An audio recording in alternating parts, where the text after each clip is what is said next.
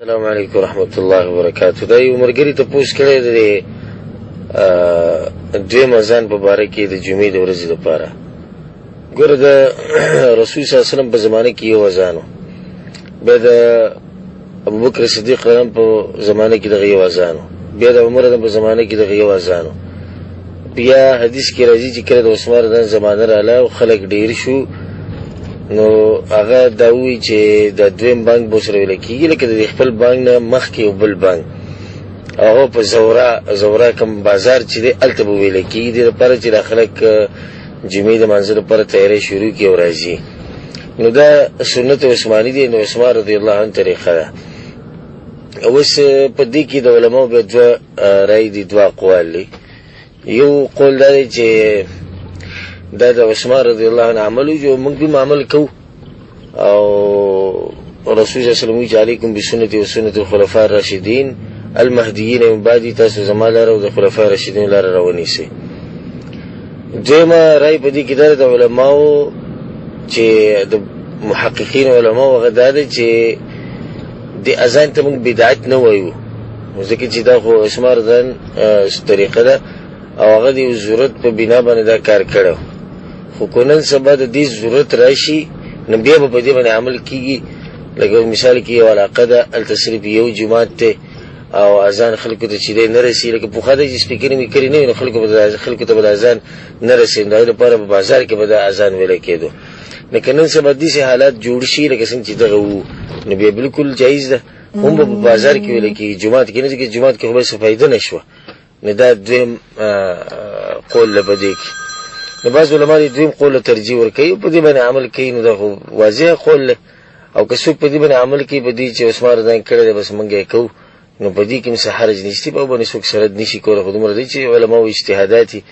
نو بعض علما دغه اولنی قول غوره کوي او بعض د دویم غوره کوي، محققین علما چې ګوره عثمان رضی الله دا کار دی ضرورت په دغه کې کړو، نو که نن سبا ضرورت وي جو بس سړی پې عمل دی پې کوي، که ضرورت نه وي جو بیا پې عمل دی نه کوي.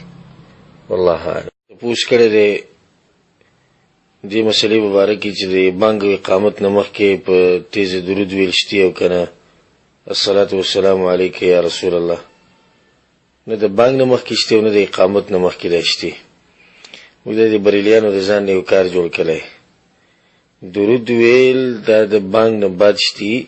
صحیح حدیث کې ثابت دي، هغه به هم په تیزه نه په پټه وی هغه درود ویل په دغه ټیم کې شته، خو د بانګ نه مخکې اقامت نه مخکې الصلاة والسلام علیک یا رسول الله په تیزه ویل او په سپیکرو کې ویل، د دې څه ثبوت نشته، بلکې دا عمل بدعت دی. والله اعلم. د یو ملګري دا تپوس کړی چې زموږ دا خلک لمانځه نه بعد چې ذکر وکړي نو بیا سجده لګوي د فرض لمانځه نه بعد، او دا موږ هم لیدلي چې دوی همیشه دغه کار کوي، سجده ولګوي بیا ځي جومات نه وځي. نو ګوره د سجده شکر که بلپر دې ته څوک سجده شکر وایي، نو سجده شکر چې کله انسان باندې یو داسې نعمت راشي چې غټ نعمت وي، نور خو په انسان باندې روزانه نعمتونه راځي، دا خوراک چې موږ خورو، دا روغ بدن چې کم دی، دا ټول نعمتونه، خو د هر نعمت لپاره چې شکر نه وي، داسې نعمت لپاره چې په امت باندې غټ نعمت راشي، په طب په ژوند کې یو غټه خوشحالي راشي، په دې ټیم کې انسان سجده شکر لګوي. خو د فرض لمانځه نه بعد د ذکر او اذکار نه بعد هر لمانځه نه بعد د سجده شکر لګول د بدعت دی، ځکه چې دا طریقه د رسول صلی الله علیه وسلم نه سلفونه صحابونه نه ثابته چې هغوی به فرض لمونځ وکړو نو هغې نه بعد به ذکر وکړو بیا به سجده ولګوله، دا سجده د هغو نه ثابته. والله اعلم. د یو ملګري یې تپوس کړی دی چې دا بعض خلک وایي چې په وینه اودس نه ماتېږي او په جرابو مسح کېږي، دا خبره صحیح ده او که نه ده؟ بلکل صحیح ده، د قرآن او حدیث په رڼا کې. امام ترمذي دغه حدیث راوړی، مغیره بن شعبه رضی الله عنه د نورو صحابو نه هم نقل دی، وی رسول صلی الله علیه وسلم توضأ النبي صلی الله علیه وسلم، رسول صلی الله علیه وسلم اودس وکړو ومسح علی جوربه، په جورابو باندې مسح وکړه. په جورابو باندې مسح کول دا بلکل ثابت دی او جایز دی په شریعت کې، او چې څوک یې منع کوي هغسې بې دلیله خبره کوي. او په وینه باندې اودس نه ماتېږي، د انسان وینې چې جسم نه وځي په دې اودس نه ماتېږي، ځکه چې په دې باندې صحیح دلیل نشته، بلکې دلیل خو په دې باندې دی چې نه ماتېږي. صحابو نه په ډېرو موقعو کې او په دې باره کې ډېر زیات روایت دی چې هغوی د جهاد په موقع کې زخمیان شوي دي او لمونځ یې کړی دی. دا شان چې دی نه ابو هریره رضی الله عنه، عبدالله بن عمر ده، نو ما دوی نه حدیث روایت او اثار نقل لی چې مثال کې د صحابي مخ باندې دانه واغه دانه به ماته کړه هغه نه به وینه راوته هغه ځای به پاک کو به لړ باندې باندې بوتلې نو چې کړه د انسان د جسم نه سینه وینه لاړ شي نه او دس کول تازه کول غوره طریقه ده او کوي نه کی نو مونږی برابر دی والله اعلم. یو ته پوښتنه مرګري دا کړی دی چې یو سړی مونږ کې امامي او پرز مونږ کې به بل ځای ته لاړ شي او خلکو مونږ نه کړي او د مانځي ته ورمخکې کی نو سبا کوي. جواب دا دی چې دې کې به د رسول صلی الله علیه وسلم طریقه بیان کوم داغه د حدیثونو نه. جابر بن عبد الله رضی الله عنه حدیث ته امام بخاری امام مسلم راوړی دی چې أن معاذ بن جبل رضي الله عنه كان يصلي مع النبي صلى الله عليه وسلم ثم يأتي قوم فيصلي بهم الصلاة. معاذ بن جبل رضي الله عنه د رسول الله سره مونږ کو نو رسول الله صلی الله علیه وسلم با فرضي مونږ کو د وسلم فرض کو مسوتن به چې واپس لاړ نه د خپل قوم امامتي به کول نو د ورمخ کې شو هغه به د لپاره نفل حساب دو او شاته چې کم د قوم نه دا غوي د لپاره به د فرض حساب دو دا بالکل جایز دی او دغه طریقه ده د رسول صلی الله علیه وسلم د حدیثونو پرنا کې. دیو مرګری د تپوس کړی دی چې دا سارمون چې سړیو کې بیا انور روخیږي داغه نه یشلس منټه پاوسط بعد یو دوه رکعاته مونږ کی او بیا داغه نه بعد لکه دغه ټیم نه بعد چې نه لس بجو ټیم کې بیا مونږ کی نو آیا دې ته ټول ته اشراق ولکې کې صلات الضحى کا څنګه وګوره بعض علما دا وایي چې د اشراق او صلات الضحى دا ټول یو مونږ دی خو دې ته اشراق په دیول کې دا ټیم کې دی او صحیح خبره ده صحیح خبره چې اشراق جدا مونږ دی صلات الضحى جدا دی. اشراق دغه دی د کم چې نور راوخیږي او یو څو منټه بعد کې دې ته اشراق ویل کېږي. اشراق په ټیم کې کیږي دغه دوه رکعات چې وشي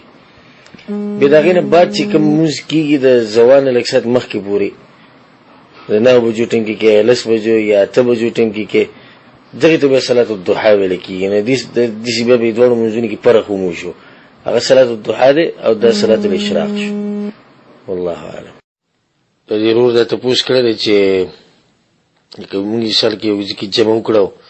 هغه مونږ ډېر زر کوو سلام وکړو بیا ځان له جمع کومه په دغه مونږ مطمئن نو دا جایز دی کنه. جواب دی چې ګوره کله یو امام دومره تیز مونږ کوي چې دا غسر انسان رکوع نشي رسولای سجده نشي رسولای او نه رکوع په اطمینان نه سجده په اطمینان نه بده شي ټینګ به د امام نه جدا کیږي ځان له مونږ بکې او بل پر شلو سره مونږ کو پته چې رکوع زمانه ده شي سجده زمانه ده شي دغه چې مانځي کې اطمینان رکوع نه بیا ځان له مونږ کوي او بل پر خو اسی دي څنګه نه پکاره مثال کې امام دې مونږ زر کې خدا دې چې لکه رکوع پکې کیږي اطمینان پکې راځي لکه او سجده کوم چې د انسان ذکر لګوي شي نه به دې ټیکنیک به دې اجازه تور کوي به ډېر خلک دي چې هغه ډیرو ګدموس کینو جمعه تر امام لګلن موږ کې دوی زبیا کوم بیا دغه دي حالاتو کې نه جایز والله اعلم. دیو مرګری ته پوښ کړی چې دې جورابو باندې د مسح کولو دلایل سي دي زبر مختصر یو څو دلایل پیش کوم. اولنې دلیل خدای چې امام احمد بن حنبل رحم الله په خپل مسند کې راوړی دی امام ابو داود په سنن کې راوړی پای کې د دې ترجمه یا حاصل د حدیث د چې رسول صلی الله علیه وسلم یو فوجي دسته لګلی و نو که هغه باندې سخت یخ راغلو نو کله چې واپس رالو نو رسول صلی الله علیه وسلم ته د شکایت وکړي چې رسول الله یخ ډیر زیاتو نو رسول صلی الله علیه وسلم هغه ته امر وکړي چې په پټکو باندې او په تساخین باندې مسح کوي او تساخین چې نو دا د جورابو ته ویل کیږي نو د دې نه چې تساخین هغه شی چې خپې ته چول کیږي او باغ باندې خپې ګرميږي نو دغه د نه چې نو جوراب امرالي. دیم دلیل چې د امام ابو داود امام ترمذی امام ابن ماجه راوړي مغیر بن شعبہ رضی روایت ته چې ان نبی صلی الله علیه وسلم توضا ومسح على الجوربين والنعلين رسول صلی الله علیه وسلم او د سکو چاردامي کو دغه نه باندې مسح وکړه په جورابو باندې او د حدیث دی دغه صحیح حدیث دی. دریم دلیل چې د ابو موسی شریعه د حدیث دی چې ان نبی صلی الله علیه وسلم توضا ومسح على الجوربين رسول صلی الله علیه وسلم چې دی او د سکو او بیا په جورابو باندې مسح وکړه او دا حدیث دی نو امام ابن ماجه راوړی دی او دا حدیث هم بالکل سندن چې دا صحیح حدیث دی. بل دلیل چې نو امام دولابي رحم الله په اسماء الکنا کې راوړی دی او پای کې دلی چې راوی وی چې رأيت انس بن مالک رضی الله عنه انس بن مالک رضی الله عنه چې دین ما ولیدو او د سیمات شو نو بیا لاړ او چاردامي وکړو ومسح على جوربين من صوف نو په جورب باندې مسح وکړه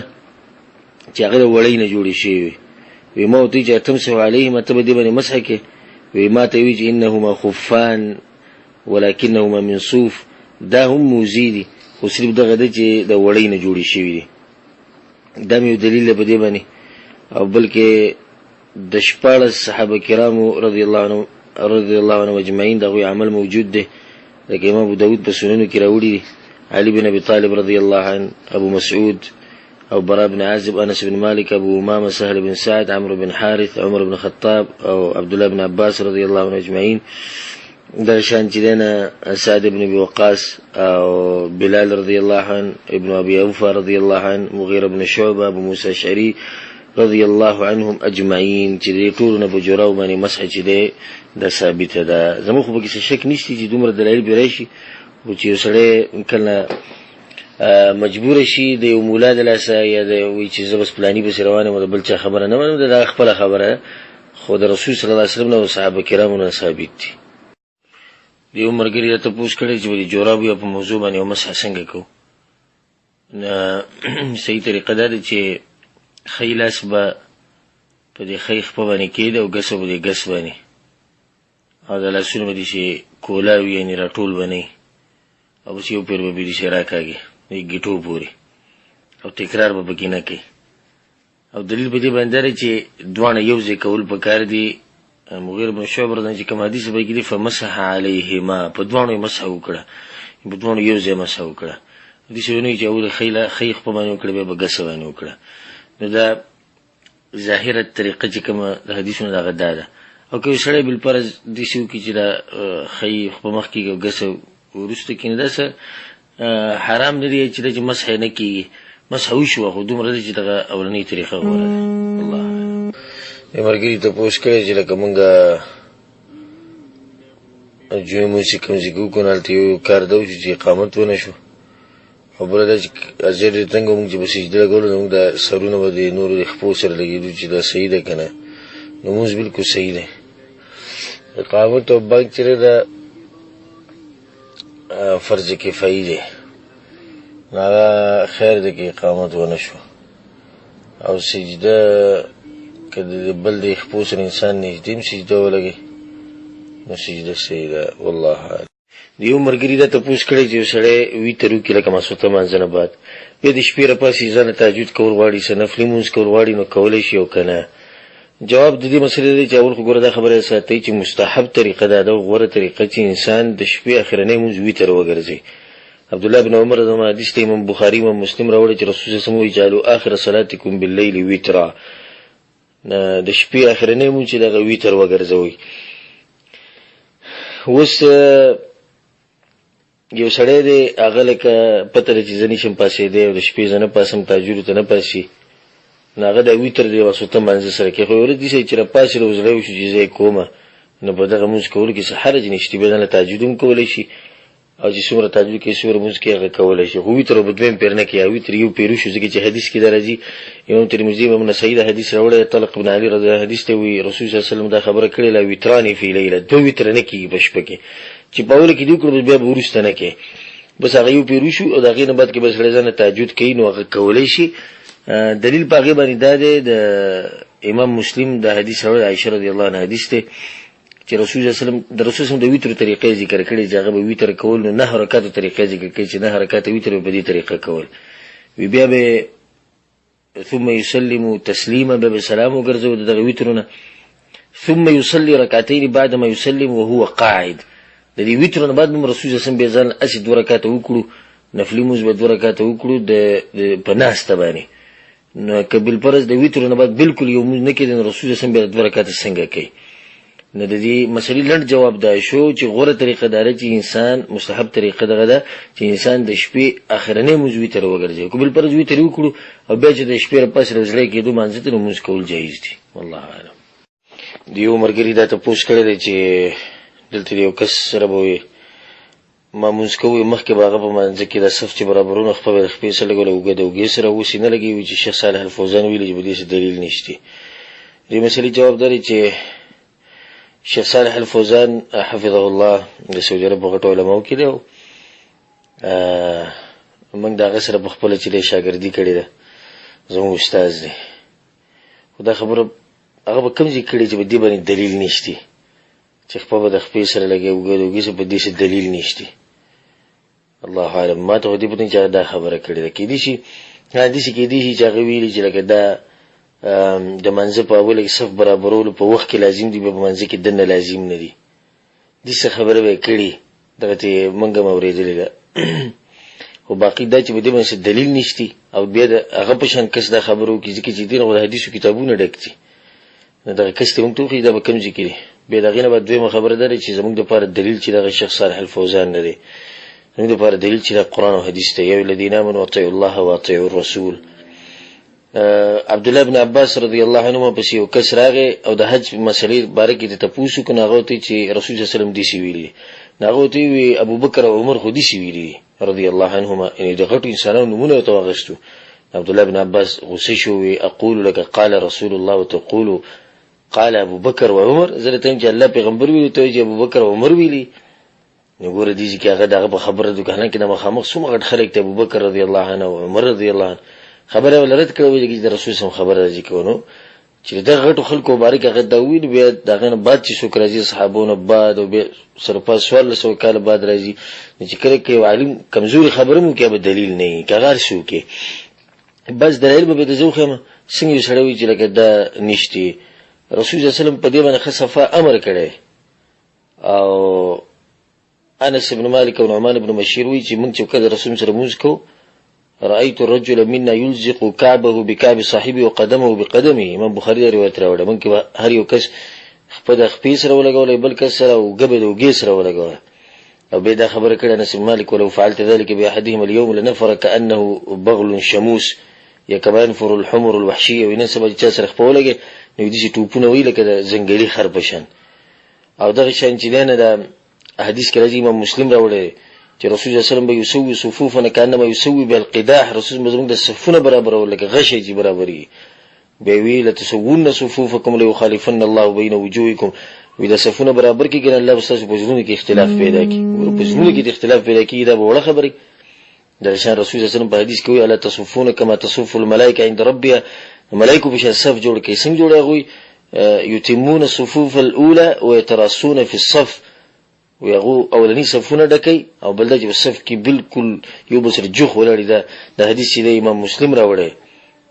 بل حدیث کې راځي ابو داود راوړی وی شیطان يدخل من خلل الصف كانها الحذف وی شیطان چې په صفونه باندې مسکی ځای پاتې شي په دې کې شیطان دنه داخليږي د چيلي تور بچي بشن او دغه شان رسول صلی الله علیه وسلم دا خبر کې ولته درو فرجات للشیطان او بل ذکر رسول الله من وصل صفا وصله الله سوچ صف برابرۍ خپل خپې سره وګد او ګیسره لګي وصله الله او الله سبحانه وتعالى بده خپل ځان ته نږدې کی او چې څوک من قطع صف قطعه الله او چې څوک صف نه برابر الله ځان لري کی دا معمولی خبره. عمر رضی الله عنه بلال رضی الله عنه هغه به دا سړي خپې والی چې بخپې د خپو سره نه لګولي د ټول په دې باندې دلیل دی چې دا کار لازم دی نه کدی مبارک به هر څوک وي چې دا نشتی دا خبره به مردودي او باقی د شیخ مبارک کوم خبره کړی ده هغه موږ ته نه معلومه چې شیخ په کوم ځای کې دا خبره کړې ده والله اعلم. یو مرګری دا تاسو کړی چې دا دوسی دو به منځ کې رب اغفر لي ویل څومره عادت دی نو ګوره عقل شي جیرنو یو پر ویل پکار دی رب اغفر لي دا حدیث کې راغلی لکه حذیفه رضی الله حدیث چې امام نسائی راوړی چې رسول الله به دوسی دو منځ کې رب اغفر لي او کې دین سره زیات کې دا مستحب دي او کدی سره د الفاظ ولیکم چې عبد الله بن عباس نوم په روایت کې راغلی امام ترمذی راوړی اللهم اغفر لي وارحمني واجبرني واهدني وارزقني په بعضو کې داسې راغلي اللهم اغفر لي وارحمني واجبرني واهدني وارزقني وعافيني وارفعني، نو دا الفاظو سره ویل مستحب دي. دویم تپوس دغه ورو دا کړی چې سړی مثال کې په سجده کې دا سبحان رب الاعلی شپږ پیرې ووایي یا اووه پیرې ووایي، او په دې بله سجده کې دوه پیرې ووایي، په هغه بله کې یو پیر ووایي، نو داسې لکه د عادت کمول زیاتول دا جایز دي، او که نه او که دا په مانځه څه نقصان اچي، دا جایز دي بالکل، په مانځه هېڅ نقصان نشته. یو پیر ویل لازم دي، او د هغې نه که سړی زیاتوي چې څومره زیاتوي هغې څه حرج نشته، لسو پورې، اتو پورې، نهو پورې، اوو پورې، که سړی د هغې نه کموي نو هم څه حرج نشته، خو یو پیر ویل لازم دي. او که د عادت بیا ګډوډ یعنې یو سجده کې زیات بل کې کم، دغه څه مانځه باندې څه نقصان نه اچوي.